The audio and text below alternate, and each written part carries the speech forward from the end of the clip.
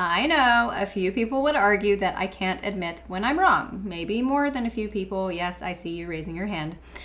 But I am here to admit that I have been wrong all along about one thing only. I've been talking about how since President Trump was elected, the Democrat Party platform has morphed into a one-issue party, impeaching President Trump. And while they have raised millions of dollars on that platform alone, as it turns out, that is not what they will be leaning on to take seats in 2018 and the White House in 2020.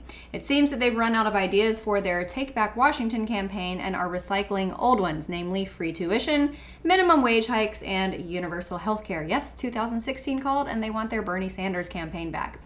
As I'm sure you remember, the DNC gave Bernie Sanders the shaft in an effort to coronate Hillary Clinton first female president.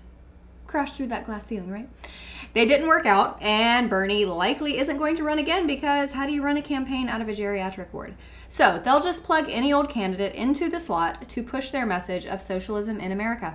They're also borrowing some material from Hillary Clinton. As reported by The Intercept, the DNC is paying $1.65 million for access to her email list, voter data, and software produced by Hillary for America during the 2016 campaign. See what I mean? It's 2016 again.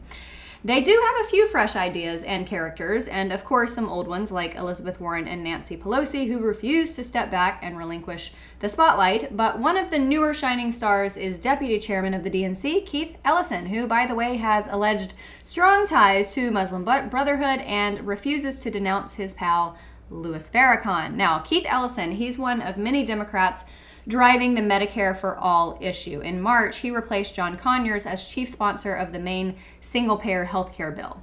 And then there's the DNC chairman, Tom Perez, the guy behind the lawsuit against the president, Russia, and WikiLeaks founder, Julian Assange. Now, this guy scares the bejesus out of me because he has a scorched earth mentality. Despite lacking support for the lawsuit from his own party, he's ready to blaze through a pile of cash. When asked about how much the lawsuit was going to cost the party on Meet the Press, he said this. How much money is this lawsuit going to take this year? Millions? I don't know. I don't know the amount of money that it will take, but I'll tell you, it's hard to put a price tag on preserving democracy. And you know what? That's why I concluded that it would be irresponsible of me not to do this.